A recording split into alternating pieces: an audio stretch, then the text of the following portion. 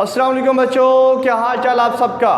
Once again welcome to my YouTube channel. This is Mohammad Shafiq. बच्चों आज हमारा टॉपिक है वो है एनालिसिस ऑफ अ कंपाउंड, यानी कोई भी कंपाउंड है उसका एनालिसिस करना है कि उसमें कितनी मात्रा में ये एलिमेंट है और उसकी वैल्यू क्या है। ठीक है, इसकी हमने बात करनी है। सबसे पहले हमने बात करनी है एनालिसिस ऑफ अ कंपाउंड क्या होता है। इसमें ये होती है आइडेंटिफिकेशन ऑफ अ कंपाउंड। एक कंपाउंड की जो शनाख्त होती है उसको कहते हैं एनालिसिस ऑफ अ कंपाउंड। ये दो तरीक़ों से होती है, एक होता है क्वालिटेटिव एनालिसिस और एक होता है क्वांटिटेटिव एनालिसिस। बच्चों जो क्वांटिटेटिव एनालिसिस होता है और एक होता है क्वालिटेटिव एनालिसिस वो होते हैं यानी जो एक कंपाउंड के अंदर जितने एलिमेंट्स हैं उन एलिमेंट्स की शनाख्त करके बताता है। मतलब लेट सपोज मेरे पास एक ऑर्गेनिक कंपाउंड है, उसमें हाइड्रोजन भी है, क्या है, हाइड्रोजन भी है, कार्बन भी है, ऑक्सीजन है।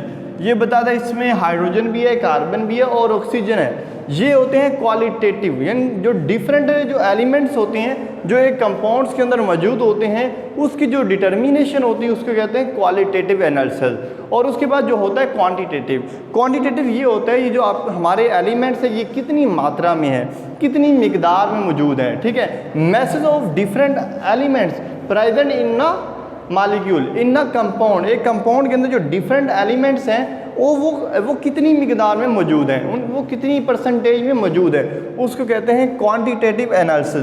Determination of percentage message of different elements which are present in a compound is called quantitative analysis. उससे आगे बच्चों परसेंटेज है। परसेंटेज क्या होता है, मतलब जो हमारे पास नंबर ऑफ ग्राम्स होते हैं, एलिमेंट्स के जो नंबर ऑफ ग्राम्स होते हैं वो 100 पार्ट्स में कितने मौजूद हैं। ठीक है, ये number of grams of elements in a 100 gram of a compound, यानी एक कंपाउंड के जो 100 ग्राम है उसके अंदर उसकी कितनी वैल्यू मौजूद है उसको कहते हैं परसेंटेज का फार्मूला है mass of the elements in a compound divided by total mass of a compound. ऊपर जो एलिमेंट का जो मैस दिया गया, मतलब एक कंपाउंड है इसके अंदर इतने मतलब कार्बन है, ये इतना हाइड्रोजन, ये इतना ऑक्सीजन है, उसको हम किससे डिवाइड करना है जो टोटल हमारे पास कंपाउंड है और मल्टीप्लाई बाई 100।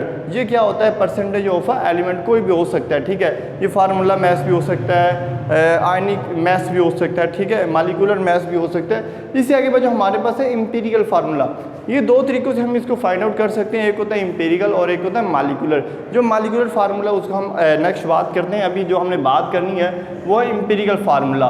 तो जो एम्पिरिकल फार्मूला ये होता है किसी कंपाउंड का जो सिंपलेस्ट फॉर्म होता है, मतलब जो सादा तरीन शक्ल होती है किसी कंपाउंड की। लेट सपोज हम मैथ के अंदर कॉमन वैल्यू लेते हैं। कॉमन वैल्यू लेने के बाद जो हमारे पास वैल्यू आती है, लेट सपोज ये 4, 8 और 12 है। ठीक है, कॉमन वैल्यू के बाद हमारे पास ये वाली वैल्यू आती है। ठीक है, ये क्या होती है, सिंपलेस्ट फॉर्म होती है। ठीक है, इसी तरह हमारे पास जो डिफरेंट कंपाउंड्स होते हैं उसके अंदर जो कॉमन वैल्यू होती है उसको निकाल के जो हमारे पास सिंपल ये ग्लूकोज है, इसमें 6 कार्बन है, 12 हाइड्रोजन और 6 ऑक्सीजन है, 6 कॉमन है, तो हमारे पास ये वैल्यू, ये क्या है, सिंपलेस्ट फॉर्म है। इसी तरह ये बेंजीन का भी क्या है, CH है। आगे जो डिफरेंट जो स्टेप्स हैं जिनके ज़रिए हम क्या कर सकते हैं, एम्पिरिकल फार्मूला को मालूम कर सकते हैं। सबसे पहले हमारे पास जो स्टेप होता है वो determination of a percentage of compound. हमारे पास जो एक कंपाउंड है उसकी सबसे पहले हमने डिटर्मिनेशन करनी है किसके अंदर, परसेंटेज के अंदर, मतलब वो कितने परसेंट हमारे पास मौजूद। नेक्स्ट बच्चों हमारे पास है finding grams atom or mole of each element, मतलब उसके अंदर अगर कार्बन है या हाइड्रोजन है या ऑक्सीजन है उनके नंबर ऑफ मोल्स हमने फाइंड आउट करनी है।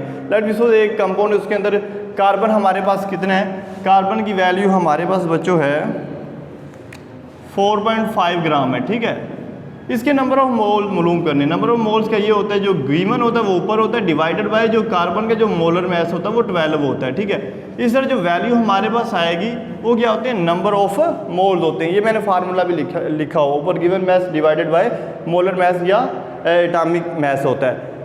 जो नंबर 3 भी हमारे पास है वो dividing the number which is the smallest, यानी हमने इन जो 3 वैल्यूज़ हैं, लेट सपोज कार्बन, हाइड्रोजन और ऑक्सीजन है, तीनों की हमने क्या की हैं, रेशोज निकाल ली हैं। ठीक है, वैल्यूज निकाल, इन तीनों में से नंबर ऑफ मोल्स हमने फाइंड आउट कर लिए हैं। मतलब इनमें से जो सबसे छोटी वैल्यू होगी उससे हमने क्या करना है, इन तीनों को डिवाइड करना है। ठीक है, वो ये तीसरा स्टेप है।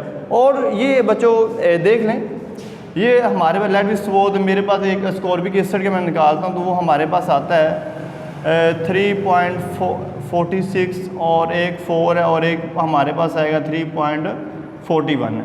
इन तीनों में देखें सबसे छोटी कौन है, सबसे छोटी वैल्यू ये है। हम क्या करेंगे, इस वैल्यू को सभी से क्या करेंगे, डिवाइड करेंगे। ये तीसरा इसका स्टेप होता है। और जो लास्ट वन स्टेप वो ये है, लास्ट में हमने क्या करना होता है, एक जो नंबर होता है, जो होल नंबर होता है, उसको क्या करना होता है, इस सिंपलेस्ट फॉर्म से जो इसको डिवाइड करने के बाद जो हमारे पास आंसर आया है, लेट बी सपोज ये आंसर है, इसको हमने उस नंबर से मल्टीप्लाई करना है कि जो हमारे जो ऑर्गेनिक कंपाउंड है या ऑर्गेनिक कंपाउंड उसके अंदर कितने एलिमेंट्स मौजूद हैं।